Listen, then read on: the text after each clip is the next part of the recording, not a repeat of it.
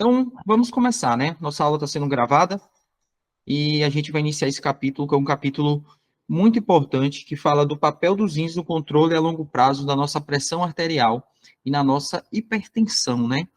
Então, esse controle, principalmente dos nossos rins, a gente tem que entender que é um controle a longo prazo, né?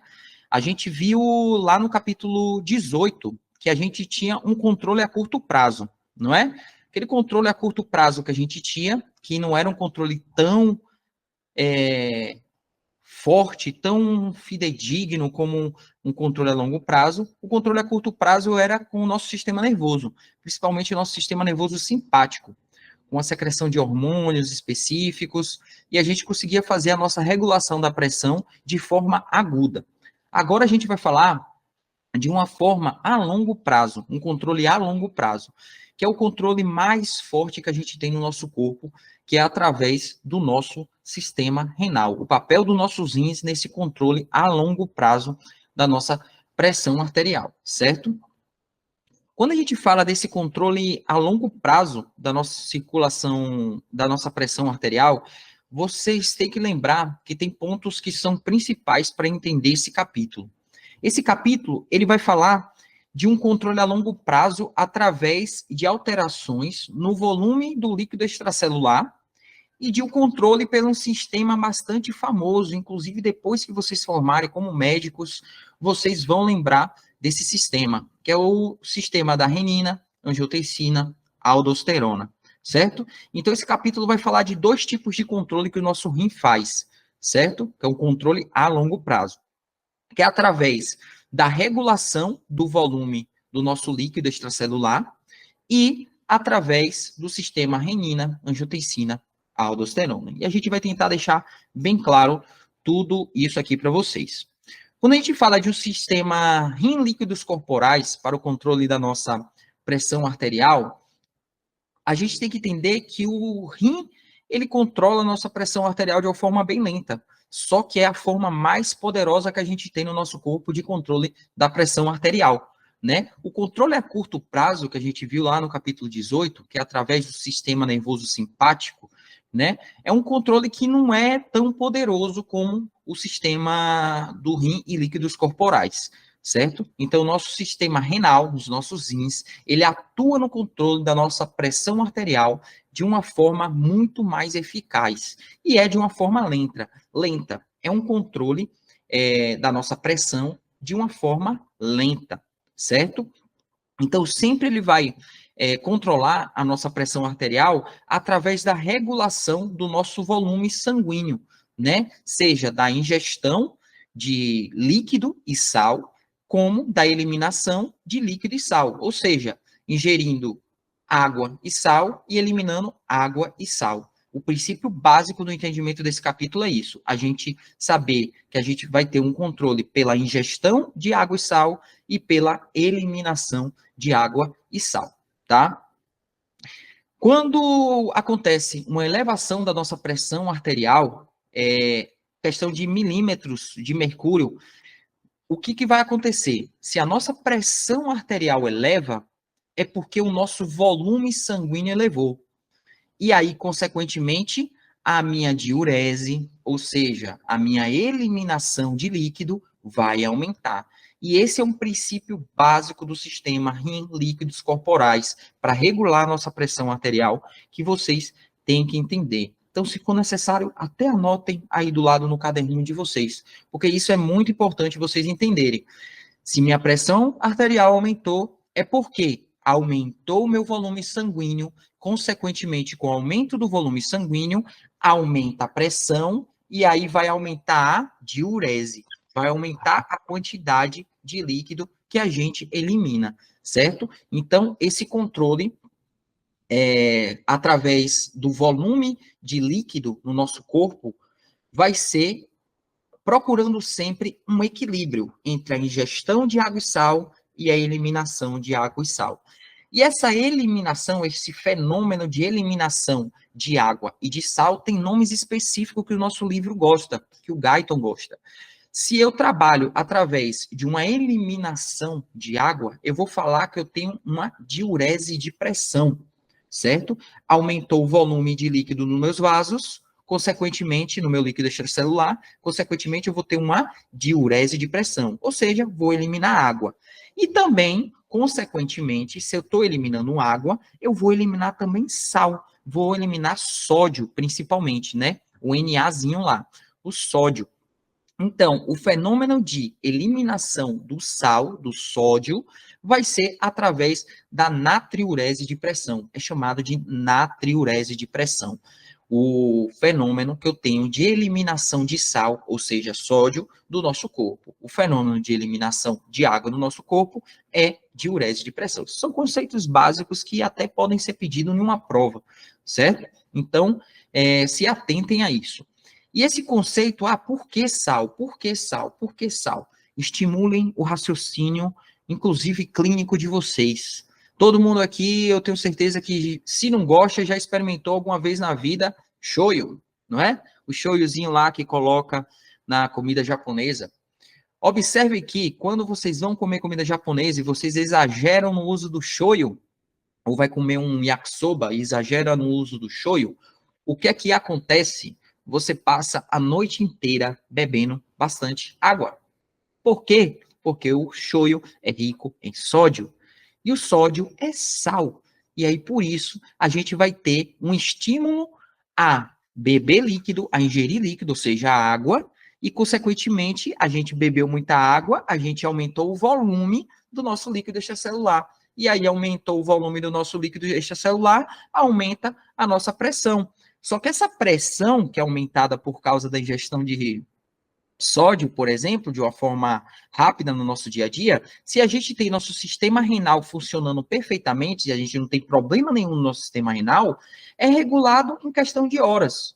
Em questão de horas, tudo isso vai ser regulado através da nossa diurese e na nossa natriurese de pressão, através da nossa diurese, a nossa excreção de líquido, certo? Vai ser estimulado primeiro pela ingestão. Ingerimos muito sal, ingerimos muito líquido, aumentou o nosso volume. Aumentou o nosso volume, aumentou a nossa pressão. Esse aumento de pressão que aconteceu rapidamente pelo aumento de volume no nosso líquido extracelular, estimula o nosso rim e aí vai acontecer a nossa eliminação desse excesso de água e de sódio para diminuir o nosso volume corporal, nosso volume que foi armazenado no nosso líquido extracelular. E assim a gente regula a nossa pressão de forma rápida, em questão de horas, tá? Se eu tenho um paciente que tem um problema no sistema renal, aí a conversa é diferente. Porque aí eu não vou ter esse controle de regulação do volume do líquido extracelular corretamente, porque o meu rim não vai estar funcionando bem, porque a nossa função renal não está boa, e aí, consequentemente, o que é que vai acontecer? Esse paciente vai ficar com a pressão elevada, e aí esse paciente é, então, hipertenso, tá bom? Isso é a base de tudo que vocês têm que entender. Alguém tem alguma dúvida por aí? Quer perguntar alguma coisa? Tranquilo? Sim? Não? Foram dormir para assistir depois a aula? Tem alguém aí comigo? Não, Ravel, tá tranquilo. Ótimo. Então vamos nessa. E a gente tem alguns gráficozinhos que o Guyton gosta e que ele gosta de tratar através de quantificação, né? Quando a gente fala de uma quantificação da diurese de pressão como base para o nosso controle da pressão arterial, a gente vai falar principalmente desses fenômenos que a gente citou agora há pouco, que é o fenômeno da diurese de pressão e, consequentemente, da natriurese de pressão, tá? Que é o débito urinário. Toda vez que falarem para vocês de débito urinário, é a quantidade de urina que a gente vai eliminar. É eliminação. Se eu estou falando de débito urinário, eu estou falando de eliminação de urina. E a gente sabe, que eu creio que vocês lembram lá de anatomia, que o rim ele tinha uma função primordial, que era a função de excreção. E nessa excreção que o nosso rim faz, consequentemente, ele vai eliminar o quê? Ele vai eliminar tudo que é tóxico para o nosso corpo, tudo que está em excesso. Então, se eu tenho um excesso de líquido, ele vai eliminar através do débito urinário. Se eu tenho um excesso de íons, por exemplo, de sódio, de sal, ele vai eliminar o excesso de sódio. Se eu tenho excesso de bases nitrogenadas, por exemplo, ureia, creatinina e etc., ele vai eliminar também, certo? Justamente para manter essa homeostase, que é isso que o rim tenta fazer, um equilíbrio normal dos íons eletrólitos e água do nosso corpo. Então, é sempre procurando essa homeostase através da quantidade que a gente ingere de líquido e sal e a quantidade que a gente elimina de líquido e sal. A base primordial para esse capítulo. Nessa imagem aqui, 19.1 do Guyton, o que é que a gente vê de importante? Essa curva aqui, que ele mostra em vermelho, é uma curva de débito urinário, renal, certo? E a gente vê aqui, ó, que embaixo, a linha de baixo, a gente vai ter medindo a pressão arterial e a linha de cima vai ter medindo o nosso débito urinário, certo? Podem observar que quanto maior for a pressão, maior vai ser a quantidade de volume de débito urinário que eu vou eliminar. Quanto maior a pressão, maior a quantidade de volume de débito urinário que eu vou elevar. Por quê? Se minha pressão aumentou, é porque o meu volume sanguíneo, o meu volume no líquido extracelular, principalmente, aumentou. E esse volume faz com que o sangue seja pressionado contra a parede do vaso. Consequentemente, aumenta a pressão, certo? Porque aumentou o volume. Então, aumentou o volume, aumentou a pressão. Aumentou a pressão, olha o que acontece lá, a pontinha da curva vermelha, aumentou o meu débito urinário, aumentou a quantidade de urina que eu vou excretar, justamente para tentar chegar no equilíbrio, nesse equilíbrio que é chamado, mais para frente vocês vão ver como um ponto de equilíbrio, que é muito importante entender, certo? Observe que se eu tenho uma pressão arterial aqui, isso aqui está medindo uma pressão arterial média, tá? Não pense que isso aqui é sistólico ou diastólico. É a pressão arterial média, tá? Que eles estão medindo aqui nessa linha de baixo. Então, se eu tenho uma pressão arterial média aqui, ó, em volta de 50, 60, por exemplo, eu vou ter um débito urinário praticamente nulo, ó. Praticamente de zero, praticamente nulo. Conforme eu vou aumentando a minha pressão, em torno aqui de 140, 150 milímetros de mercúrio de pressão, olha o que acontece. Aumenta cerca de 4 vezes o meu débito urinário. E se eu aumento a minha pressão arterial média para 200 milímetros de mercúrio, que é o final de tudo aqui, ó, olha quanto eu aumento a minha pressão. Cerca de 8 vezes por minuto. E isso é falado no Guyton. Isso é falado no Guyton. Se eu aumento a minha pressão cerca de 200 milímetros de mercúrio, ou seja, cerca de 100 milímetros de mercúrio a mais que o meu ponto de equilíbrio, que vocês vão entender um pouquinho mais para frente, eu vou aumentar de 6 a 8 vezes o meu débito do volume urinário, a minha quantidade de volume urinário que eu vou ter que eliminar, certo? Então, vai ser tudo trabalhado dentro disso. Foquem nisso, preste atenção, entendam esse conceito que vocês entendem esse capítulo. Entendendo esse conceito, você entende esse capítulo. Esse capítulo vai trabalhar sobre a regulação da nossa pressão arterial por um mecanismo a longo prazo, que é o mecanismo renal, que é os nossos rins regulando a nossa pressão arterial. Então, o que é que vai acontecer? Ele vai estar regulando o volume no líquido extracelular, a quantidade de volume no líquido extracelular, né? E vai estar regulando através do sistema renina-angiotensina-aldosterona, que é coisa mais para frente que a gente vai falar ainda, certo? O que eu estou falando para vocês é o primeiro princípio, que é o princípio de controle do volume no líquido extracelular. E esse volume vai estar sendo regulado pelo nosso rim através da ingestão de líquido e sal e a excreção de líquido e sal. Ingestão de líquido e sal e o meu débito urinário.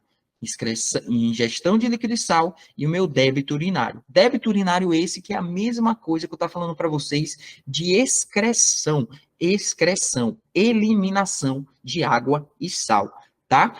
Entendam isso. E vai estar um sempre tentando compensar o outro. Se eu aumento a minha ingestão de água e de sal, o que é que vai acontecer? Eu vou aumentar a minha pressão. Por quê? Porque eu aumentei o volume sanguíneo.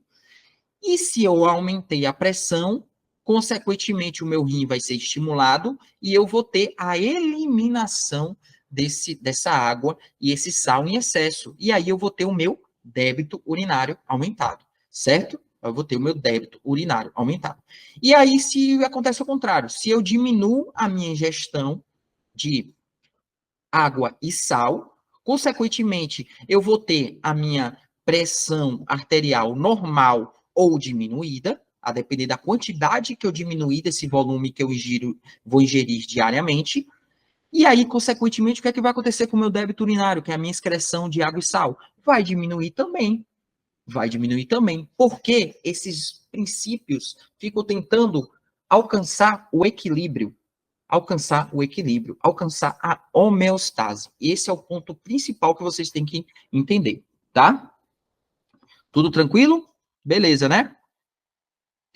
Sim. Outro princípio muito importante que vocês têm que entender, que é certeza que isso aqui é questão de prova, é um princípio chamado de feedback quase que infinito. Um ganho por feedback quase infinito. Ah, mas o que seria esse ganho de feedback quase infinito para regular a nossa pressão arterial? Esse princípio de feedback quase infinito para regular a nossa pressão arterial, ele vai falar exclusivamente de um ponto que a gente já deu início, que é achar um ponto de equilíbrio. Achar um ponto de equilíbrio entre a quantidade que eu vou ingerir de água e sal, e a quantidade que eu vou excretar de água e sal. É isso que o feedback quase infinito, que o ganho por feedback quase infinito, para o controle da nossa pressão arterial, vai falar. Equilibrar a ingestão de água e sal e equilibrar a excreção de água e sal. Chegar a um ponto de equilíbrio entre os dois, tá? E o nosso controle da pressão arterial pelo nosso sistema rim líquidos corporais vai se basear em duas curvas principais. Como eu falei para vocês aqui, ó. Aqui são palavras do Gaito.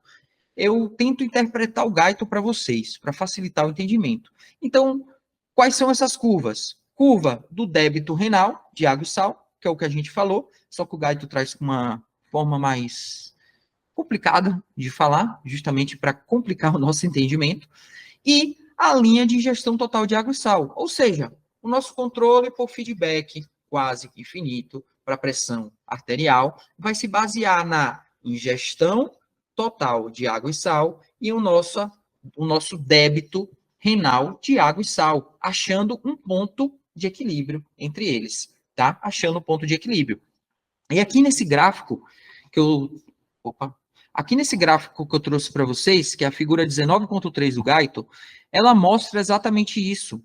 A gente mostra a nossa curva de débito renal, que é essa vermelhinha, continua sendo a vermelhinha, e a nossa linha aqui reta, a gente consegue ver a ingestão de sal e de água, certo? E a gente tem um ponto de equilíbrio, que esse ponto de equilíbrio é em 100 milímetros de mercúrio de pressão arterial média. Lembre que isso é trabalhado através de uma média da pressão arterial média, não através de uma pressão arterial sistólica e uma diastólica, uma pressão arterial média, que é de cerca de 100 milímetros de mercúrio. E observe no gráfico que, se eu tenho uma pressão arterial média de 50 milímetros de mercúrio, eu tenho um débito urinário e uma ingestão de quase zero, nula. Eu tenho uma ingestão e um débito urinário nulo, ou seja, não tem interferência nenhuma. Se eu começo a aumentar a minha pressão arterial, eu começo a aumentar a minha pressão arterial, eu começo a aumentar, consequentemente, a minha ingestão de água e eu começo a aumentar também o meu débito renal, tá? Então, se eu tenho 50 milímetros de mercúrio, eu tenho uma ingestão e um débito nulo. Se eu começo a aumentar e passo do ponto de equilíbrio, que o ponto de equilíbrio eu já falei para vocês que é em 100 milímetros de mercúrio, observe aqui, 100 milímetros de mercúrio. Esse ponto de equilíbrio é o controle por um feedback quase infinito da nossa pressão arterial.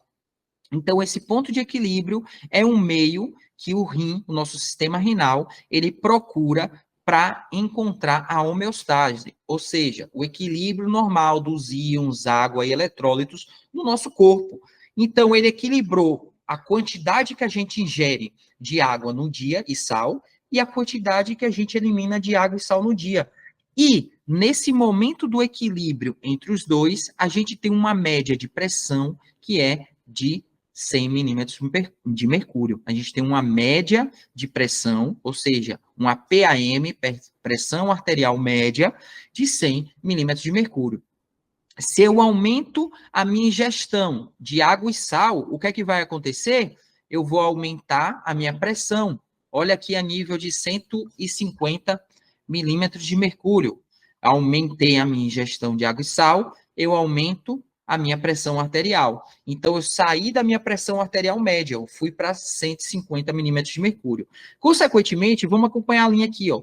Se eu aumentei a ingestão, eu aumentei a pressão, que era aquilo que a gente estava falando lá no início. Se eu aumentei a pressão, vamos acompanhar a linha, eu vou aumentar o meu débito renal. O meu débito renal vai ser 4 vezes o normal. Então, aumentei em 50 milímetros de mercúrio só a minha pressão arterial acima do meu ponto de equilíbrio, que é uma PAM, uma pressão arterial média de 100 milímetros de mercúrio. Aumentei só 50 milímetros de mercúrio, gente. E aí os nossos rins começam a ter um volume de débito urinário 4 vezes o normal. Ah, e se eu aumento 200 milímetros de mercúrio, aumento 100 milímetros de mercúrio em relação ao meu ponto de equilíbrio. O que é que acontece? Só em 200 aqui, o que é que acontece? Ó? Aquilo que a gente falou recentemente.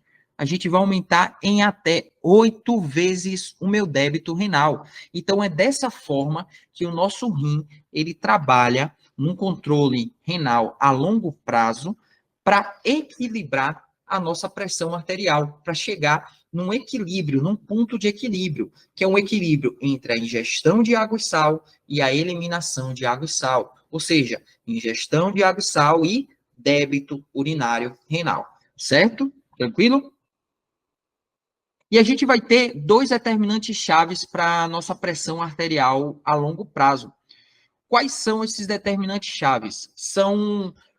Essas determinantes chaves são graus que vão acontecer para que a nosso ponto de equilíbrio seja desfeito, ou seja, são determinantes principais da nossa pressão arterial para a gente variar o nosso ponto de equilíbrio. A gente viu que o nosso ponto de equilíbrio é de 100 milímetros de mercúrio. A gente tem que ter uma pressão arterial média por volta de 100 milímetros de mercúrio para a gente ter o nosso ponto de equilíbrio, ou seja, com 100 milímetros de mercúrio, vai estar equilibrado a quantidade que eu estou ingerindo de água e sal e a quantidade que eu estou eliminando de água e sal. Eu estou em homeostase, de forma fisiológica, certo?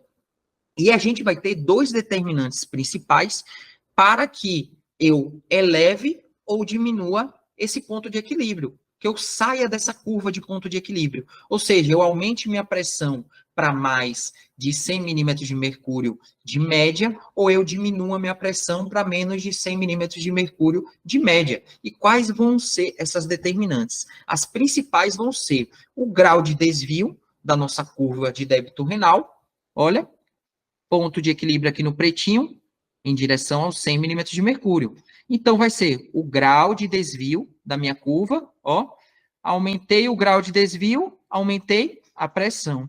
E o nível de ingestão também de água e sal. Ou seja, olha o pontinho preto aqui. Fui mais para o lado direito, aumentei a ingestão de água e sal. Consequentemente, aumentei a pressão.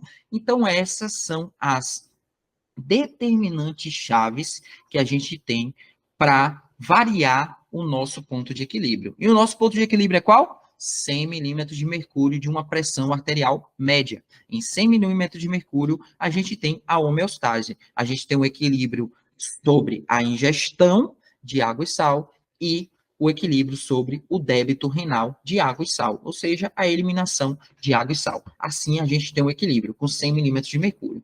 Variei para mais ou para menos, a gente vai ter um aumento, né, ou diminuição da minha ingestão de água e sal e do meu débito renal de água e sal. Se eu aumento a ingestão, eu aumento o débito. Se eu diminuo a ingestão, eu diminuo o débito. E é assim que funciona, certo? Aqui a gente tem um gráficozinho que mostra exatamente essas curvas, essas determinantes de variação do nosso ponto de equilíbrio, como funciona. Na nossa figura A, ela vai mostrar o deslocamento para a direita, né, da nossa curva de débito renal, que é essa vermelhinha aqui. Então, ela deslocou para a direita, consequentemente, aumentou a pressão. Ó, 150 aumentado, 200 aumentado, 250 aumentado. E, consequentemente, essa variação dessa curva de débito renal afeta o nosso quantidade de vezes que vai aumentar a nossa eliminação de água e sal, né? 150 está aqui em torno de 1 a 2 vezes o normal. 200 em torno de 4 a 6. 250 de 8 vezes ou mais. Na nossa figura B, a gente vê pelo aumento da nossa ingestão de água e sal. Então, a gente vê aqui, ó, a curva azul. Aumentei a minha ingestão de água e sal, consequentemente, eu aumentei o meu débito urinário. Aumentei a minha ingestão de água e sal, aumentei o meu débito urinário. Ah, não consegui entender por que se eu aumentar a ingestão de água e sal, eu vou aumentar o meu débito urinário. Vamos recapitular. Ingerir muita água e sal. O que é que vai acontecer? Eu vou aumentar o meu volume no líquido extracelular. Eu ingeri muita água, ingeri muito sal. Então, aumentei o volume, não é? Tranquilo isso. Bebi muita água, aumentei o volume, tá? Aumentei o volume. Esse aumento do volume vai distender as paredes dos nossos vasos. Consequentemente, vai aumentar a pressão. Aumentei a ingestão, aumentei o volume, aumentei a ingestão. Aumentei a ingestão, aumentei o volume, aumentei a pressão. Esse aumento da pressão, consequentemente, estimula meu rim a mandar embora. Porque esse aumento de pressão, ele chega lá nos meus capilares, nas minhas arteríolas do nosso rim, né? Que chega lá no nosso glomérulo, aquele emaranhado de capilares, que tem uma arteríola aferente, uma arteríola eferente, lembram disso? Então, esse aumento de pressão vai estimular esse aumento de pressão lá dos meus capilares glomerulares. E com isso, vai estimular o meu rim, o nosso néfron, né, que é a unidade funcional e estrutural do nosso rim, o nosso néfron, a fazer a eliminação, a excreção renal, uma das funções principais do rim, a excreção renal, através de um débito de água e sal, uma eliminação de água e sal, que vai sair por onde? Pela urina, nosso xixi que a gente faz durante o dia. Isso aí é uma excreção renal, isso aí é um débito urinário, certo? Então é assim que vai acontecer. Aumentou a ingestão de água e sal, aumentou o volume sanguíneo. Aumentou o volume sanguíneo, aumentou a pressão arterial. Aumentou a pressão arterial, aumentou o débito urinário, aumentou a quantidade que você faz xixi. Se você bebe muita água, galera aí que bebe muita água, que é saudável, que gosta de ir para academia e etc. Vocês andam sempre com a garrafinha na mão, bebendo bastante água. Vocês fazem pouco xixi? Se você estiver fazendo pouco xixi, você está com um problema na função renal. Porque se você está bebendo muita água, consequentemente você vai muito ao banheiro. Você vai fazer muito xixi. Por quê? O seu rim está funcionando. Então, você está tentando sempre equilibrar. Não pode ficar discrepante a quantidade de água que eu vou ingerir e a quantidade que eu faço xixi. Não posso. Tem que ficar equilibrado. Então, se eu vou ingerir muita água, eu vou fazer muito xixi para fazer a homeostase, o equilíbrio, chegar ao meu ponto de equilíbrio, que é o nosso ganho por feedback quase infinito, achar o nosso ponto de equilíbrio. Ah, que é de quanto? De uma pressão arterial média? 100 milímetros de mercúrio, certo? Isso vocês não podem esquecer. É a base total desse capítulo. Esse capítulo fala basicamente disso, certo?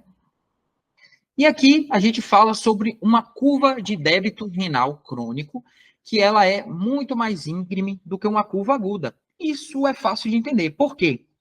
Quando a gente estava no capítulo 18, a gente falou de um controle agudo da pressão arterial, que esse controle agudo era através do nosso sistema nervoso. Lembram disso? Que o nosso sistema nervoso, através do sistema nervoso simpático, excretava alguns hormônios, etc. E isso fazia um controle agudo da nossa pressão arterial. Controle rápido, agudo. Só que não era tão eficaz, certo? Já quando a gente fala aqui dos rins, que é o nosso princípio do capítulo 19, a gente está falando de um controle a longo prazo, de dias, meses, da nossa pressão arterial, que é feito através da regulação desse volume no nosso líquido extracelular e do sistema renina, angiotensina, aldosterona, certo? E a curva do nosso débito renal crônico sempre vai ser mais íngreme e mais elevada do que o agudo, porque é um controle do nosso sistema renal ao longo de dias, meses. Então, por exemplo, se eu tenho uma diurese de pressão, uma natriurese de pressão, o que seria isso? Natriurese é a quantidade de sal que é eliminado pelo rim, né? E sódio. Diurese de pressão é a quantidade de água que eu vou eliminar pelos meus rins todos os dias. E se eu tiver variações de pressão crônica, ou seja, variações que estão acontecendo todos os dias ou todos os meses, o que é que vai acontecer? Vou ter um efeito muito maior no meu débito renal de sal e água. Meu débito renal, minha excreção de sal e água vai ser muito mais intensa do que se fosse uma variação aguda, porque precisa controlar rapidamente, tá? Precisa controlar de forma crônica a nossa pressão arterial. Se a gente estivesse falando de um controle agudo, seria diferente, porque um controle agudo é algo que é questão de minutos. 1 minuto, 2 minutos, 5 minutos, coisa muito rápida, que seria através do nosso sistema nervoso. Nosso sistema nervoso simpático faz esse controle rápido, agudo. Um exemplo que a gente tem, nossos barorreceptores, nossos quimiorreceptores, fazem esse controle agudo. Então, não dá tempo de estimular o meu rim a fazer o débito urinário, a fazer a excreção urinária, porque ele faz o controle agudo. Agora, se eu tenho uma elevação da pressão, ou seja, meus barorreceptores, quimiorreceptores não estão funcionando corretamente, e aí eu vou ter elevações da minha pressão durante dias e meses até. O que é que vai acontecer? Vou ter uma maior excelência da função renal exercendo sobre essa elevação da pressão, porque é um controle a longo prazo. E aí vai dar tempo de aumentou a pressão, estimulou os capilares glomerulares, consequentemente estimulou os néfrons, e aí a gente começou a ter um débito urinário muito mais, com efeito muito maior em relação a se fosse uma curva aguda. Porque a curva aguda a gente tem os nossos quimiorreceptores e barorreceptores. No caso deles não estarem funcionando bem, ou a gente está sobre grandes elevações de pressão, né, que pode ser até patológico, a gente fala de uma hipertensão e etc., aí a gente vai ser controlado de forma muito mais eficaz pelo nosso sistema renal, que é o nosso controle a longo prazo. E aqui, um ponto principal que vocês têm que entender sobre a incapacidade da nossa resistência periférica total aumentada de elevar a pressão. O princípio é parecido com o do slide anterior que eu tinha falado para vocês. Por quê? Não sei se vocês lembram, mas a gente tem uma formulazinha básica que fala sobre o nosso débito, sobre a nossa pressão arterial. Que a nossa pressão arterial, ela vai ser igual ao débito cardíaco vezes a resistência periférica total. Todo mundo lembra? Lembram todos? Sim? Vou só fazer uma coisa aqui. Vou desenhar no quadro para facilitar o entendimento dessa parte de vocês, certo? Vamos lá.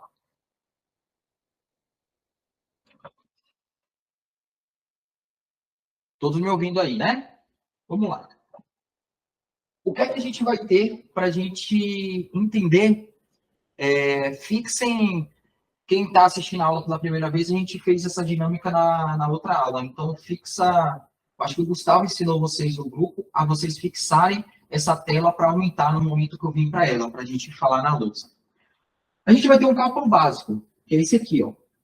E a pressão arterial vai ser igual ao meu débito cardíaco vezes a minha resistência periférica total. Pressão arterial é igual débito cardíaco vezes resistência periférica total. Aí o que é que acontece? Se eu aumentei a minha resistência periférica total, consequentemente, o que é que vai acontecer com a minha pressão arterial? Tende a aumentar, correto? Aumentei a minha resistência no vaso. Consequentemente, o que é que vai acontecer? Aumentar a minha pressão arterial. Só que aqui, o que é que está falando para a gente?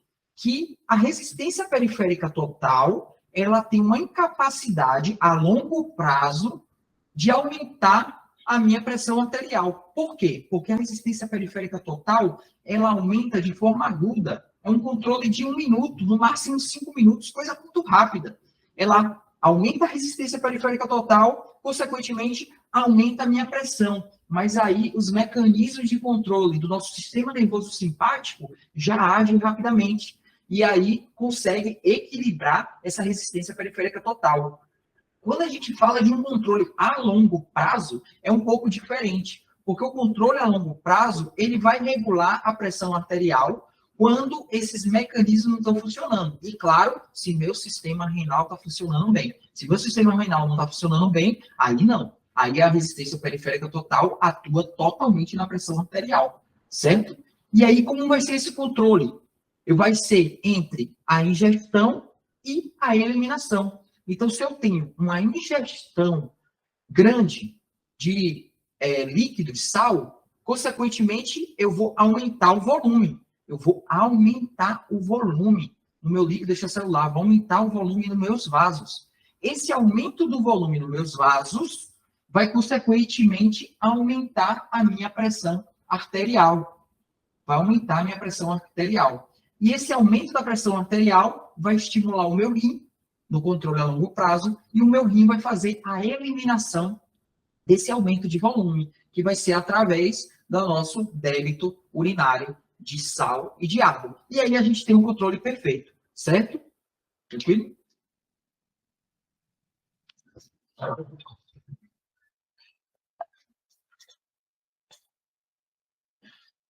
Vamos voltar aqui. Opa. Todos vendo aí, né? O nosso slide? Então, lembrem disso. O aumento da minha resistência periférica total nos meus vasos sanguíneos não vai alterar o meu ponto de equilíbrio, não altera o meu ponto de equilíbrio da nossa pressão arterial, não vai alterar. Porque nossos rins, de imediato, eles vão fazer a diurese e a natriurese de pressão. Aumentou a resistência periférica no meu vaso, consequentemente, os meus rins já vão fazer o meu débito urinário. Então, a resistência periférica total aumentada não vai elevar a minha pressão. Então, não vai alterar o meu ponto de equilíbrio. Claro que, se eu tenho um problema na minha função renal, aí a resistência periférica total vai conseguir elevar a minha pressão, tá? Porque a partir do momento que a resistência periférica total aumentou, vai aumentar a pressão. E a gente já viu que aumentou a pressão, aumenta o débito urinário, aumenta a diurese de pressão e a natriurese de pressão, aumenta a eliminação de água e de sal. Consequentemente, a resistência periférica total não vai ter interferência na pressão, ou seja, o nosso ponto de equilíbrio não vai sair do correto, que é de 100 milímetros de mercúrio. Então, a resistência periférica total aumentada não tem poder em elevar a nossa pressão arterial a longo prazo. Por quê? Porque o nosso rim, ele vai fazer o controle através da natriurese e diurese de pressão, certo? Para regular e deixar sempre no ponto de equilíbrio. Se eu falo de patologia, de alteração na função renal, aí sim a gente vai ver o contrário, porque o nosso rim não está funcionando. E aí, consequentemente, o meu débito urinário não vai ser o mesmo, certo? Por isso que é comum vocês encontrarem no dia a dia paciente com insuficiência renal. Pode observar. Paciente que tem insuficiência renal crônica, ele tem pressão alta. E aí vocês já entendem isso, o porquê, por conta desse capítulo. Esse capítulo dá a base para vocês para entender isso lá na frente, quando vocês estiverem atendendo no dia a dia, vocês quando estiverem como médicos no dia a dia. Por quê? Se eu tenho um paciente com insuficiência renal crônica, esse paciente não tem a função renal dele correta, certo? Se a função renal dele não está funcionando, então, consequentemente, ele não vai estar fazendo diurese nem natriurese de pressão. Ou seja, ele não vai estar tendo um débito urinário de sal e de água corretamente. O néfron dele não está funcionando. Ele está sem função renal. E aí, consequentemente, o que é que vai acontecer? Retenção de sal e água. Teve retenção de sal e água, elevou a pressão. Teve retenção de sal e água, elevou a pressão. Então, é a base do entendimento. Acabou. Fácil. Até para o dia a dia. E facilita. E essas coisas caem no Revalida. Então, isso é importante de entender. No final, eu vou mostrar para vocês uma questãozinha que eu achei no Revalida de 2022, na prova objetiva, que o entendimento desse controle renal a longo prazo da nossa pressão arterial faz você responder a questão sem nem precisar saber farmacologia. No final, a gente vai ver isso, tá? O aumento do volume do líquido, o aumento de volume de líquido pode elevar a nossa pressão arterial por aumentar o débito cardíaco ou a resistência periférica total. Então, se eu tenho um aumento do débito cardíaco ou a resistência periférica total, consequentemente, é porque aumentou o meu volume de líquido.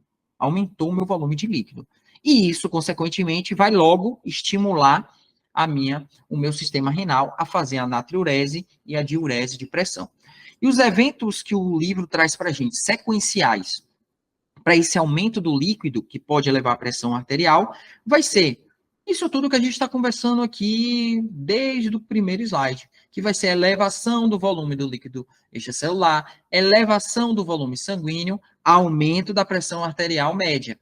E aí vai ter um aumento do retorno venoso para o coração. Se eu aumentei o retorno venoso, a quantidade de sangue que chega lá no meu lado direito do coração, consequentemente, o que é que eu vou ter? O aumento do débito cardíaco. Se eu aumentei o retorno venoso, eu aumento o débito cardíaco. E, consequentemente, com o aumento do débito cardíaco, eu tenho o quê? Aumento da pressão arterial. Aumento da pressão arterial. O princípio básico é esse. Aumentei a minha ingestão de líquido e de sal. Aí eu vou fazer o quê? Aumentar o volume de líquido extracelular. Aumentou o volume de líquido extracelular, elevou o volume sanguíneo. Elevou o volume sanguíneo. Com esse aumento, essa elevação do volume sanguíneo, vai ter um aumento da minha pressão arterial média. Ou seja, minha pressão arterial média vai começar a subir. Vai começar a ir para 150, por aí, isso vai subir. E aí vai ter a elevação do retorno venoso para o coração, né? O retorno de sangue para meu coração do lado direito, lá para o meu átrio direito. E aí, consequentemente, eu vou ter aumento do débito cardíaco e aumento da pressão arterial. Se eu aumentei o débito cardíaco, eu aumentei a pressão arterial. Aumentei o débito cardíaco, aumentei a pressão arterial. E aí, se eu aumento a pressão arterial, o meu rim vai ser estimulado, e aí vai acontecer o nosso fenômeno de natriurese e diurese de pressão, que é o que a gente conhece como débito renal urinário de sal e de água, certo? Eu deixei aqui escrito embaixo para vocês essa formulazinha que eu escrevi na lousa, tá? Só para vocês entenderem. E aqui é a figura 19.7 do Guyton, que é como ele esquematiza tudo isso que a gente falou aí no último slide, né? Como se fosse um fluxograma, mostrando para vocês como acontece. Aumento do volume extracelular, aumento do volume sanguíneo, aumento da pressão média, aumento do retorno venoso, aumento do débito cardíaco. Esse aumento do débito cardíaco faz aumentar a pressão arterial, tá? Mas o que acontece? Aumentou o débito cardíaco, acontece uma autorregulação do nosso corpo através do sistema nervoso, e aí aumento da resistência periférica total, E esse aumento da resistência periférica total não interfere no nosso controle da pressão arterial a longo prazo, porque a gente vai ter o nosso débito urinário, o nosso rim agindo. Então, o nosso rim é que regula a nossa pressão arterial a longo prazo. O nosso rim é que interfere na regulação da nossa pressão arterial a longo prazo, e não a resistência periférica total, certo? Porque o nosso rim regula através da sua excreção, certo? Através da sua excreção ou retenção. Se ele retém muito líquido e sal, a minha pressão arterial vai aumentar. Se ele elimina muito líquido e sal, a minha pressão arterial vai cair. É só isso. Simples. A importância do sal no nosso esquema rim, líquidos corporais, para o controle da pressão arterial. A gente está falando o tempo todo aqui sobre ingestão de água e de sal. Ingestão de água e de sal. O princípio básico, e foi inclusive estudado por alguns fisiologistas, fizeram alguns experimentos para saber quem realmente interfere no aumento desse volume sanguíneo, que consequentemente aumenta a pressão. Vai ser a água ou sal? E eles viram que o sal ele tem uma interferência muito maior do que a água no aumento do meu volume sanguíneo e aumento da pressão. Então, o sal tem uma interferência muito maior no aumento da pressão. Por quê? O sal, ele é composto por sódio. O sal é composto por sódio. Sódio é um íon, certo? E o que é que acontece nesse princípio? Vamos ver mais uma vez de uma forma legal.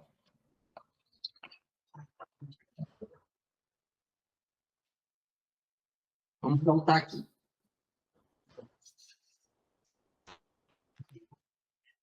Por exemplo, vamos imaginar que aqui, essa linha que eu fiz, é uma membrana de uma célula. E aqui vai ser o meu líquido intracelular, e aqui vai ser o meu líquido extracelular, tá? O meu LIC e o meu LEC, tá? Líquido extracelular, líquido intracelular. Lá. Líquido intracelular e líquido extracelular. O que é que vai acontecer? Quando eu vou ingerir água e sal, essa água e sal vai ir para o leque ou para o líquido? Vai para o leque, não é? Vai para o leque. Nossa água, ingerir água e sal. Ingerir água e sal. Então, vem para cá H2O e sal. Vamos botar sódio. Não vou botar cloreto não, para não entender vocês. Não confundir vocês. E sódio, Na. Certo? Vou ter água e sódio aqui. Com esse aumento de água e sódio, consequentemente, a gente já aprendeu que aumenta o meu volume. Vai aumentar o meu volume o meu volume sanguíneo. Por que isso acontece? Aqui eu tenho uma célula, aqui eu tenho um vaso, tá? Vamos supor que aqui é um vaso sanguíneo. Aqui é a parte de fora do vaso e aqui é a parte de dentro do vaso. O que é que vai acontecer? Se eu aumentei a quantidade de sódio aqui no meu líquido extracelular, consequentemente, qual o meio que é mais concentrado? No leque ou no líquido? Eu estou aumentando a quantidade de íons sódio no meu leque. Então, o meio mais concentrado vai ser o líquido ou o leque? Obviamente, vai ser o leque. O líquido extracelular vai ficar muito mais concentrado, porque está cheio de íons sódio, porque eu ingeri demais shoyu, porque eu fui na comida japonesa e exagerei. Então, eu começo a acumular muito sódio no meu líquido extracelular. E esse acúmulo de sódio no líquido extracelular, consequentemente, vai favorecer um fenômeno que a gente viu lá nos primeiros capítulos do Galton, que é a tal da osmose. Lembra da osmose? Osmose é um fenômeno que vai acontecer em que a água, o líquido, vai se transportar de um meio menos concentrado para um meio mais concentrado. Então, se eu falei para vocês que aqui está mais concentrado, que é no líquido extracelular, aqui no líquido intracelular está menos concentrado. Então, o que vai acontecer? A água, H2O, que eu tenho... Vou pegar esse aqui, está melhor. A água que eu tenho no meu líquido intracelular vai começar a fazer osmose. e vai começar a sair do líquido intracelular para o líquido extracelular, que é um fenômeno de osmose, indo do meio menos concentrado para o meio mais concentrado. E, consequentemente, com essa saída da água do líquido intracelular para o líquido extracelular, o que é que vai acontecer com essa célula? Ela vai ficar com bastante água ou com menos água? Com menos água. Obviamente vai ficar com menos água, porque a água dela está saindo para ir para fora, para o líquido extracelular. Então, essa célula vai ficar desidratada. Essa célula vai ficar desidratada. E aí, consequentemente, essa desidratação vai estimular o nosso centro da sede, que é lá no nosso terceiro ventrículo, e estimular o nosso eixo hipotálamo-hipófise a beber água. E é por isso que quando a gente come bastante shoyu na comida japonesa, a gente passa a noite toda bebendo água. Por quê? A gente desidratou a nossa célula pelo acúmulo de sal, de sódio. Aí, consequentemente, a gente vai beber bastante água para repor, porque nossas células estão desidratadas. E com esse aumento da ingesta de água, vai aumentar mais água ainda aqui nesse líquido extracelular. E aí a nossa pressão vai subir, porque aumentou o volume. E é assim que acontece esse fenômeno. Por isso que o sal, Na, o sódio, ele é tão importante no nosso aumento da pressão arterial, por conta desses fenômenos que acontecem, que a gente vê lá em biologia. O sódio, ele estimula a saída de água do meio menos ao meio mais, que é a osmose. A água, ela tem muita afinidade com o sódio. Então, por isso que acontece a osmose. Sódio chega em um meio, a água começa a ir atrás dele. Então, se eu tenho sódio no líquido extracelular e água no meu líquido intracelular, a água vai começar a sair para encontrar o sódio. Consequentemente, o meu líquido intracelular vai ficar desidratado. E aí, por isso, vai ter um estímulo nervoso estimulando nosso centro da sede, lá no nosso terceiro ventrículo, e aí a gente vai começar a beber água. Aumentou a ingesta de água, aumentou o volume no nosso líquido extracelular. Com esse aumento do volume no líquido extracelular, aumentou a pressão. Aumentou a pressão, consequentemente, aumenta a nossa pressão nos capilares glomerulares. O que é que vai acontecer? Aumento do débito renal de sal e água. E assim a gente chega num ponto de equilíbrio, que é o nosso controle por feedback quase infinito, procurando sempre o equilíbrio da ingesta de sal e água e da eliminação de sal e água. Então, é basicamente assim que acontece, tá?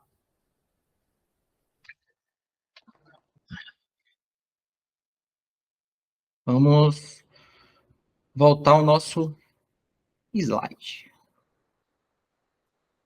Todos vendo aí, né? Sim. Então, basicamente, esse slide fala para a gente disso, desse controle, dessa importância do sal no esquema rim líquidos corporais para o controle da pressão. Porque se eu aumento a quantidade de sal, consequentemente, o que é que eu vou fazer?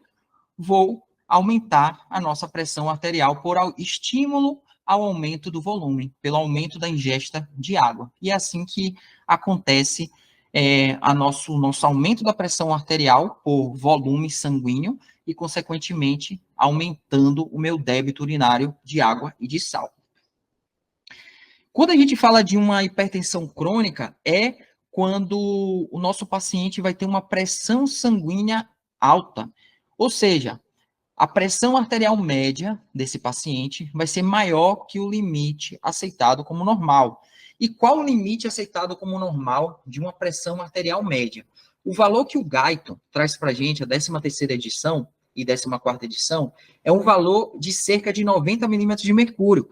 Só que a Sociedade de Cardiologia sempre estão fazendo alterações em relação a isso. Vocês têm que seguir exatamente o que o professor de vocês falou, que eu creio que ele falou seguindo o Guyton, né? Que é de cerca de 90 milímetros de mercúrio. Só que vocês têm que entender que no dia a dia teve já uma alteração, que é aceitável até 100 milímetros de mercúrio, de pressão arterial média, falando de pressão arterial média. certo? E o nosso gaito traz como 90 milímetros de mercúrio é o aceitável como uma pressão arterial média. Pacientes que têm elevação acima desse valor normal de pressão arterial média, pacientes com 110 milímetros de mercúrio, por exemplo, eles são considerados já pacientes hipertensos. Hipertenso, paciente que tem hipertensão. E quem tem hipertensão tem que fazer controle medicamentoso. Então, não existe essa conversa, tá? O paciente é hipertenso, ele tem que fazer controle medicamentoso para regular a pressão arterial dele. Por quê? Se o paciente é hipertenso, ele tem uma tendência a desenvolver problemas cardiovasculares e cerebrovasculares maior que outras pessoas normais, que não têm pressão alta. Então, esse controle tem que ser estrito, porque já é preconizado pelas sociedades médicas que paciente hipertenso, ele tem uma tendência a ter uma sobrevida menor. Ele tem uma tendência de morrer mais cedo, digamos assim, tá? Por quê? Porque a hipertensão é algo que tem que estar controlada, e muita gente negligencia. Tem pressão alta e negligencia, não toma medicação, não adere a uma boa alimentação, atividade física, etc. Consequentemente, vai lesando os vasos sanguíneos, lesando o coração, lesando o cérebro, né, por conta do suprimento sanguíneo cerebral, que deriva diretamente do coração, e aí o paciente tem uma sobrevida menor que as pessoas normais, certo? A gente vai ter efeitos letais da hipertensão que vai ocorrer por três modos principais. O primeiro modo desses efeitos letais da nossa hipertensão vai ser o trabalho cardíaco excessivo. Se eu tenho um paciente que está hipertenso, ou seja, a pressão dele é alta, a pressão sanguínea dele é alta, eu vou ter que fazer o quê? Aumentar o débito cardíaco. Consequentemente, esse aumento do débito cardíaco vai aumentar o trabalho cardíaco, tá? Aumentou o trabalho cardíaco, o nosso coração é um músculo. Aí vai acontecer princípios, vai acontecer hipertensão de ventrículo, por exemplo, pode acontecer insuficiência cardíaca, doenças coronarianas, porque eu vou ter que fazer com que meu coração faça um trabalho muito mais excessivo do que o que ele suporta, por conta do aumento do meu débito cardíaco e aumento dessa pressão arterial, certo? Outro fato também é a alta pressão que vai acontecer. Se eu tenho hipertensão, né, se eu tenho uma pressão sanguínea alta, uma pressão arterial alta, eu vou ter uma alta pressão nos vasos sanguíneos cerebrais, os vasos sanguíneos do nosso cérebro, né? E, consequentemente, esse aumento da pressão sanguínea nesses vasos cerebrais pode ocasionar infartos cerebrais. O que seriam infartos cerebrais? Um AVC, um acidente vascular cerebral. Um AVC é um infarto cerebral, né? Um infarto agudo do miocárdio é no coração. Um infarto cerebral é o que a gente conhece como um AVC, acidente vascular cerebral, certo? E outro ponto seria a pressão alta, essa pressão alta constantemente, o paciente que é hipertenso, né, ou seja, tem hipertensão crônica, faz controle, tem que fazer controle com medicação e etc., quase sempre vai ter, se não tiver, claro, um controle estrito, seja medicamentoso, acompanhamento médico, melhora na qualidade de vida, melhora na alimentação e etc., quase sempre vai acontecer lesão renal. Quase sempre vai acontecer lesão renal, tá? Por conta, principalmente, das nossas áreas dos capilares glomerulares. O aumento da pressão de forma crônica, por muito tempo, muitos anos, por exemplo, sem controle, vai lesar esses capilares glomerulares. Consequentemente, lesando esses capilares glomerulares, vai ter afetação total na função renal, porque o nosso néfron, né, que é a unidade funcional e estrutural do nosso rim, só funciona por causa dos nossas arteríolas eferentes e aferentes que estão no nosso capilar glomerular, certo? E a gente tem tipos de hipertensão que são conhecidas como hipertensão por sobrecarga de volume, que é uma hipertensão causada pelo acúmulo de líquido extracelular no corpo. Uma hipertensão que é causada pelo acúmulo de líquido extracelular no corpo é conhecida como hipertensão por sobrecarga de volume. Por quê? Está aumentando o volume. Está aumentando sempre o volume, e aí, consequentemente, se aumentei o volume, eu vou aumentar a pressão, que é tudo aquilo que a gente viu, certo? E, por último, e não menos importante, o nosso sistema renina, angiotensina, aldosterona. O que seria esse sistema renina, angiotensina, aldosterona? Ele é um sistema que ele tem um papel principal no controle da nossa pressão arterial, tá?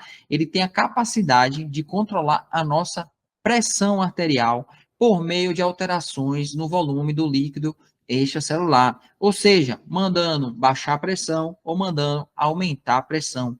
E ele funciona através de enzimas, hormônios e proteínas, certo? E a gente tem um ciclo que acontece isso, que vai ser através de uma enzima, né, que o Gaito chama a renina, de uma enzima, só que a gente já tem outras literaturas que falam que a renina não é uma enzima, a renina é um hormônio. Mas o Gaito fala que é uma enzima. Então vocês têm que entender que é uma enzima.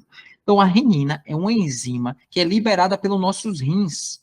E ela vai ser liberada quando? A renina ela vai ser liberada pelos nossos rins quando a nossa pressão cai. Se a gente tem uma diminuição da nossa pressão arterial, a renina é estimulada, ela é liberada. E lá nos nossos capilares justaglomerulares, que vai acontecer essa liberação da renina, que é essa enzima proteica, tá? E ela acontece quando cai a pressão arterial, certo? A gente vai ter outro, que esse sim é um hormônio, que é a angiotensina, que essa angiotensina, ela deriva do angiotensinogênio, que é um hormônio que é produzido lá no nosso fígado, principalmente, certo? E esse angiotensinogênio, ele tem a capacidade de transformar, de ser quebrado, né, clivado, que é quando uma molécula é quebrada, a gente fala que ela é clivada. Esse angiotensinogênio que é produzido pelo fígado é quebrado e forma uma molécula chamada angiotensina 1.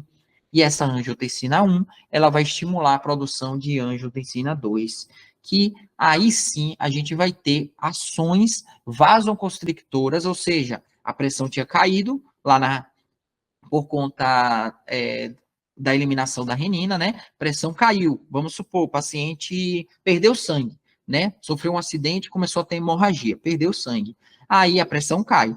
Quando a pressão cai, a renina é liberada. E a renina vai estimular a quebra do angiotensinogênio, e o angiotensinogênio vai formar a angiotensina 1, e a angiotensina 1 vai formar a angiotensina 2. E a angiotensina 1 e 2 são importantes substâncias que são vasoconstrictora, ou seja, que fecha o vaso mais. Então, se eu faço vasoconstrição, consequentemente, eu aumento a minha pressão arterial. Se eu faço vasodilatação, eu diminuo a pressão arterial, certo? Então, são o angiotensina 1 e o angiotensina 2 são importantes vasoconstrictor, ou seja, eu tenho o efeito de aumentar a minha pressão.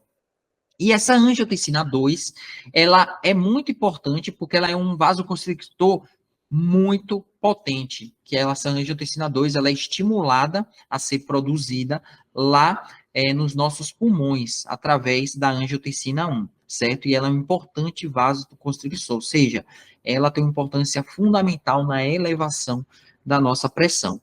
E ela vai estimular um hormônio que é produzido pelo córtex da nossa glândula suprarrenal, aquela glândulazinha que fica em cima do rim. Ela vai estimular a produção desse hormônio conhecido como aldosterona, que esse hormônio é produzido lá no córtex da nossa glândula suprarrenal. E aí, a aldosterona, ela consequentemente aumenta a intensidade de reabsorção de água e sal nos nossos túbulos renais, consequentemente aumentando o nosso volume sanguíneo, aumentando a retenção desse sal e dessa água, consequentemente ajudando também a desenvolver uma hipertensão. Então, no caso, um paciente que tem um excesso de excreção de aldosterona pela glândula suprarrenal, consequentemente, esse paciente vai ter uma hipertensão, ele vai ter uma pressão arterial alta, porque a aldosterona, ela tem a função de ir lá no rim e estimular a retenção de água e sal. Ela estimula a retenção de água e sal. Então, consequentemente, aumenta o volume, aumenta a pressão, certo? Assim como um paciente que tem um aumento na produção de angiotensina 2, e a angiotensina 2 é um importante vasoconstrictor, e a angiotensina 2 estimula a produção de aldosterona, o que é que vai acontecer? Esse paciente também vai ter uma hipertensão por conta do aumento da pressão e aumento do volume sanguíneo, certo? Aqui tem um esquema da figura 1910 do Guyton, que fala sobre o mecanismo vasoconstrictor da renina-angiotensina para o nosso controle da pressão arterial. Aqui ele está falando só de renina e angiotensina, só que a aldosterona tem um papel muito fundamental, principalmente para entender patologias nesse controle da pressão, nesse mecanismo vasoconstrictor, né, de aumento da pressão arterial. Que, como eu tinha falado para vocês, começando daqui de cima, redução da pressão arterial vai estimular a produção de renina. A renina, que é estimulada no nosso rim, vai até o nosso fígado encontrar esse hormônio que foi produzido pelo fígado, que chama angiotensinogênio. Esse angiotensinogênio vai ser clivado, ou seja, vai ser quebrado, e formar uma molécula chamada angiotensina 1. A angiotensina 1 vai ir em direção ao nosso sistema respiratório, aos nossos pulmões, e ser convertida em angiotensina 2. Convertida por quem? Pela ECA, enzima conversora de angiotensina. E aí, quem entende um pouco mais de farmacologia, não sei se tem alguma pessoa formada em farmácia aqui, vai entender esse mecanismo aqui rapidamente. Porque, ó, a enzima é conversora de angiotensina e tem uma medicação que a gente usa no dia a dia para controle da pressão arterial que se chama IECA, inibidor da enzima conversora de angiotensina. Ou seja, faz inibição dessa enzima aqui para que não aconteça a produção de angiotensina 2. Porque angiotensina 2 em excesso aumenta a pressão e a gente quer controlar a pressão, entendeu? E assim vai fazendo sentido as coisas. Com essa produção da angiotensina 2, a angiotensina 2, boa parte é inativada, se a gente está com o nosso sistema funcionando corretamente, que é através das angiotensinase, e uma outra parte vai funcionar nessa vasoconstricção arterial e retenção renal de sal, e estimulando a nossa aldosterona, a produção da aldosterona lá no meu córtex da glândula suprarrenal. E aí, consequentemente, eu vou ter um aumento da pressão, por conta do aumento do volume sanguíneo por essas enzimas, que é a angiotensina 2 e a aldosterona em excesso, certo? A angiotensina 2, ela causa... A angiotensina 2 causa retenção renal de sal e de água, um meio importante para o controle da pressão arterial a longo prazo. Então, a angiotensina 2, quando ela é convertida pela enzima conversora de angiotensina lá nos nossos pulmões, a angiotensina 1 é convertida em angiotensina 2. Essa angiotensina 2, ela vai se dirigir aos nossos rins e vai estimular a glândula suprarrenal que está em cima do rim a produzir aldosterona, e essa aldosterona vai aumentar a reabsorção de sal e água, ou seja, aumentar a retenção de sal e água.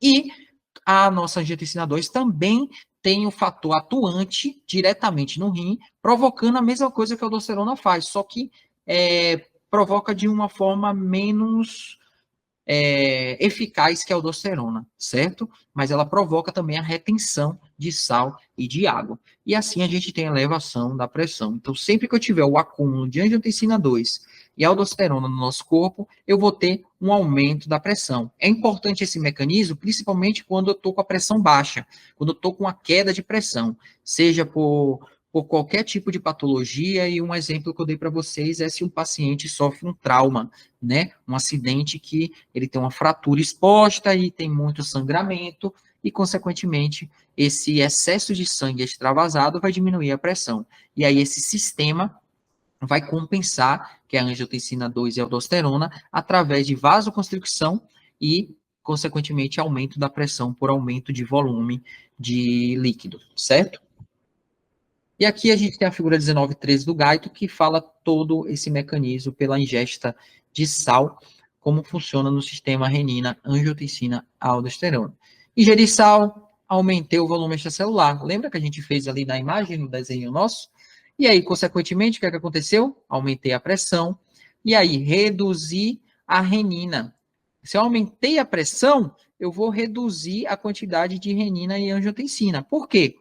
Porque a renina só é estimulada a ser produzida lá no nosso rim se eu tenho uma queda de pressão. Se eu tenho um aumento de pressão, eu não tenho produção de renina, eu vou ter uma redução na produção da renina, consequentemente, na produção de angiotensina, porque a angiotensina só existe com a interação da renina com o angiotensinogênio, certo? Aí depois eu vou ter uma redução da retenção renal de sal e água, um retorno do volume extracelular praticamente ao normal e um retorno da pressão arterial praticamente ao normal.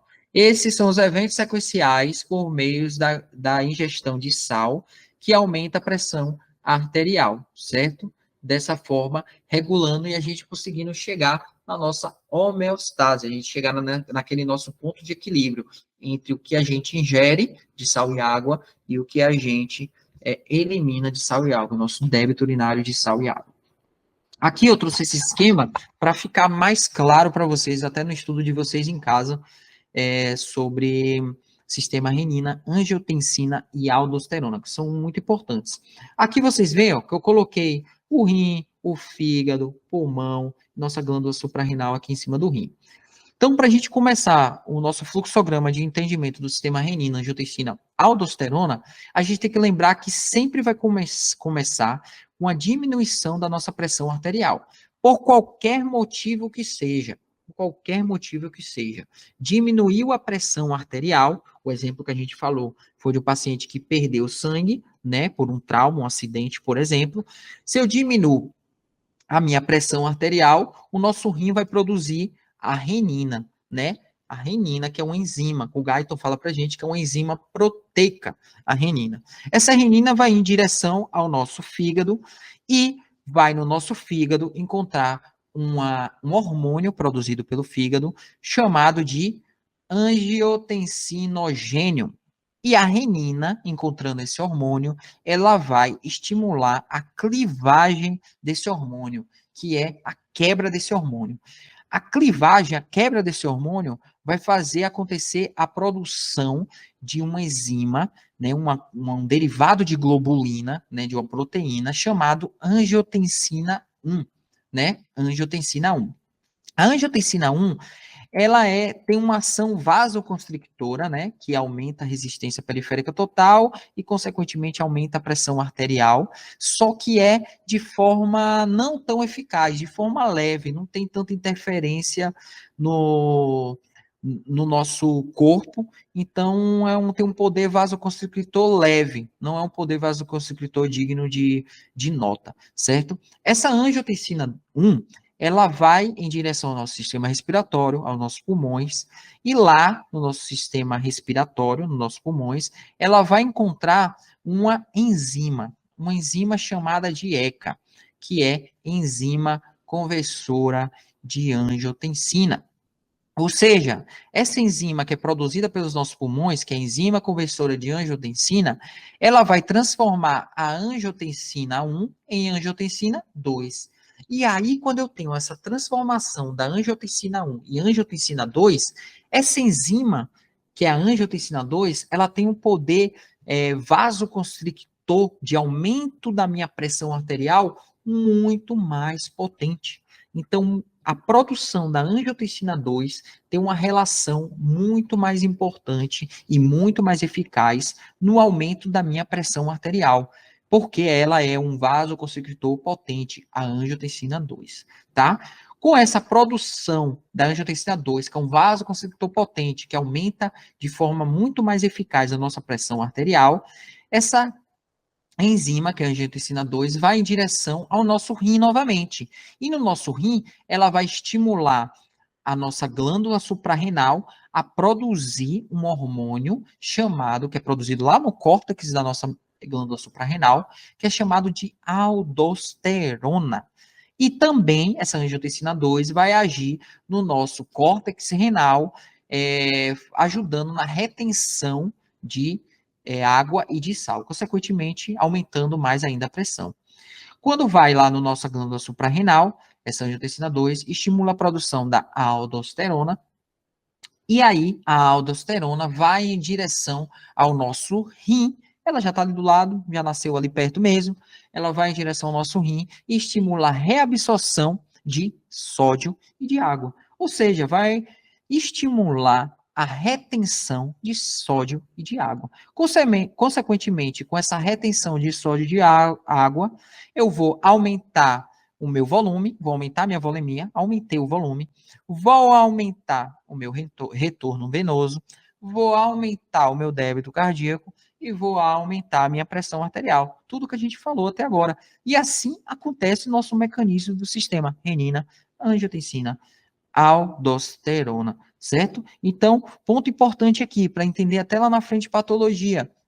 Se eu tenho uma produção em excesso de angiotensina 2 e aldosterona, consequentemente, eu vou ter o paciente com a pressão alta, porque a angiotensina 2 e a aldosterona estimulam a retenção de água e de sal. Consequentemente, a retenção de água e de sal pelos nossos rins vai aumentar o volume sanguíneo, aumentar a volemia, aumentar o retorno venoso, o sangue que volta pela arteríola eferente para o nosso circulação, esse sangue que vai chegar lá no meu átrio direito, e, consequentemente, eu vou aumentar o débito cardíaco e aumentar a pressão arterial. Então, tem pacientes que são hipertensos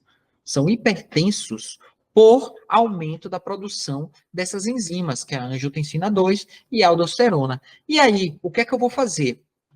Se eu tenho um aumento da angiotensina 2 e da aldosterona, que são geralmente aqueles pacientes que têm uma resistência hipertensiva, né, que sempre fica com aquela pressão alta e mesmo com algumas medicações não baixa, são pacientes que estão com excesso de angiotensina 2 e aldosterona no corpo. O que é que eu vou fazer? Eu vou dar para esse paciente medicações que vai inibir a produção de angiotensina 2 e de aldosterona, certo? Se eu quero inibir a minha produção de angiotensina 2, eu vou fazer uma inibição na enzima que converte angiotensina 1, né? Então, eu vou dar para ele uma medicação que é conhecida no dia a dia como IECA, que é inibidor da enzima conversora de angiotensina. E assim, eu vou ter uma inibição da produção de angiotensina 2, consequentemente, vou ter uma diminuição dela na circulação, e aí esse paciente vai diminuir a pressão, porque a angiotensina 2 não vai estimular a aldosterona, e aí, consequentemente, eu não vou ter todo esse ciclo de aumento do volume, aumento do retorno, aumento do débito cardíaco e aumento da pressão, certo? Eu queria mostrar para vocês, aqui a gente termina a nossa aula de hoje, mas eu queria mostrar para vocês uma questão do Revalida, só para vocês se estimularem, tá? Que essa questão do Revalida, ela fala exatamente sobre tudo isso que a gente estava falando aqui. Se a gente entende esse mecanismo, a gente não precisa nem saber de farmacologia para a gente acertar a questão, a gente ajudar nosso paciente no dia a dia, que é o mais importante do que até acertar uma questão, né? Então, eu vou mostrar para vocês aqui.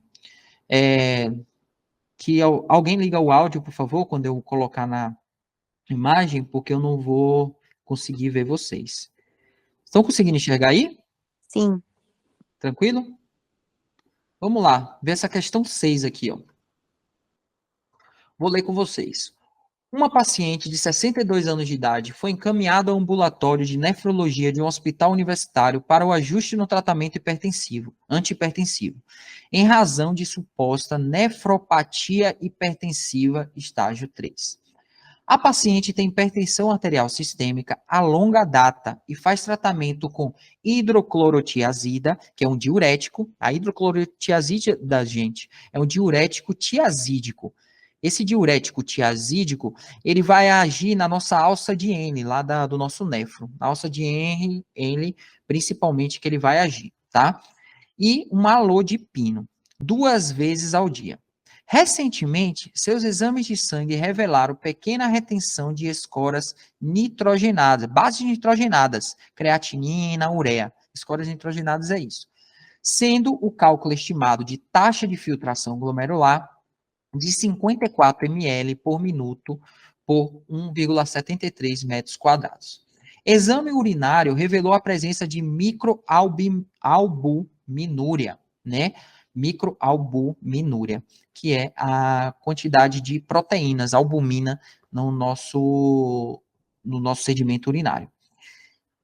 De 120 miligramas por grama de creatinina é uma base nitrogenada, em amostra isolada de urina. O valor de referência da creatinina é 30 miligramas por gramas, certo? Então, estava um valor bastante elevado de base nitrogenada, de creatinina. Ou seja, se eu tenho um valor grande de creatinina, que é uma base nitrogenada, é porque a função renal está debilitada. E aí confirma para a gente o que falou lá no início, razão da suposta nefropatia hipertensiva. Então, essa paciente é uma nefropata, é uma paciente que tem um problema na função renal, né? Então, isso já está revelado para a gente. Por isso que ela está com a pressão alta. No exame físico da paciente, os níveis tensionais se encontravam em 150 por 90 milímetros de mercúrio no membro superior direito e em 148 por 92 milímetros de mercúrio no membro superior esquerdo. Considerando o risco cardiovascular da paciente, por ser uma paciente hipertensa grau 3, os níveis tensionais observados na consulta e a presença do dano renal crônico, o paciente é nefropata. O paciente tem nefropatia hipertensiva, que é uma doença renal crônica, tá? Em relação ao esquema terapêutico em curso, a conduta correta seria, vamos lá, essa paciente tem uma nefropatia hipertensiva, ela tem uma deficiência na função renal, a função renal dela não tá boa, não tá funcionando, o rim dela não tá funcionando bem, e ficou claro isso por quê? Pela taxa de filtração glomerular e pela presença de bases nitrogenadas em excesso no sedimento urinário. Então, isso prova que a função renal dela não funciona bem. Aí ela está fazendo tratamento com algumas medicações para pressão. Só que a pressão dela não está baixando, né? Ela está se mantendo com a pressão alta, 150 por 90 milímetros de mercúrio, né? 150 milímetros de mercúrio, é uma pressão alta. Mesmo fazendo uso da medicação corretamente. Por que isso está acontecendo? Porque essa paciente, ela tem um problema na função renal. Ela tem um problema na função renal. Então, consequentemente, ela tem um problema de fazer débito urinário, ou seja, excreção urinária de água e de sal. Aí, se ela não faz a excreção urinária corretamente de água e de sal, o que é que vai acontecer? Que a gente estava conversando nessa aula toda. Vai acontecer retenção de água e de sal. Retenção de água e de sal. E a retenção de água e de sal, a gente viu que no sistema renina, angiotensina, aldosterona, ela é estimulada pela aldosterona, a retenção de água e de sal, e pela angiotensina 2. Então, se eu tenho aumento da angiotensina 2 e da aldosterona, consequentemente, eu vou ter o aumento da retenção de água e de sal no nosso rim, no nosso néfron, e aí vai alterar a minha função renal. Então, o problema dessa paciente é algo lá no nosso sistema renina, angiotensina, aldosterona. Ela está com excesso de angiotensina 2 em produção e, consequentemente, um excesso de aldosterona. E aí, o que é que a gente tem que fazer? Em relação ao esquema terapêutico em curso, o que ela já está usando, a conduta correta seria: o que é que eu poderia fazer de medicação para ajudar a nossa paciente nesse caso? Alguém chuta? Não precisa saber farmacologia, não. Pode chutar. IECA, Por que o IEC é o quê? inibidor da angiotensina 2? IECA é uma enzima inibidora. O IECA é um inibidor da enzima conversora de angiotensina. Aí vamos ler as opções aqui, ó. Adicionar inibidor da enzima conversora. Ou um bloqueador do receptor de angiotensina 2. E aí? A gente vai fazer o quê? Vai trocar o diurético? Vai iniciar outro diurético, que é a espironolactona? Vai manter ela com essas medicações e trabalhar a adesão ao tratamento? Ela tem adesão ao tratamento, ela toma as medicações dela. O problema dela é que ela está tendo retenção de água e de sal lá no rim. Por isso que a função renal dela está alterada. E a gente viu no sistema renina, angiotensina, aldosterona, que quem estimula a retenção de água e de sal pelos rins é a aldosterona e angiotensina 2. Então, se eu tenho um excesso de produção de aldosterona e angiotensina 2, consequentemente, eu vou ter uma retenção de água e de sal. E, consequentemente, eu vou ter um problema na função renal. A função renal dessa paciente vai ficar ruim. E essa paciente, a longo prazo, vai desenvolver uma nefropatia hipertensiva, por conta, principalmente, dessas enzimas que estão em excesso. Então, qual a nossa conduta correta? Adicionar uma medicação que vai inibir a enzima conversora a enzima conversora de angiotensina, ou uma medicação que bloqueie o receptor de angiotensina 2. Acabou. Resolvi a questão. É a resposta correta, a nossa letra A aqui, e eu nem precisava saber farmacologia. Eu só precisava saber fisiologia. Com fisiologia, a gente matava essa questão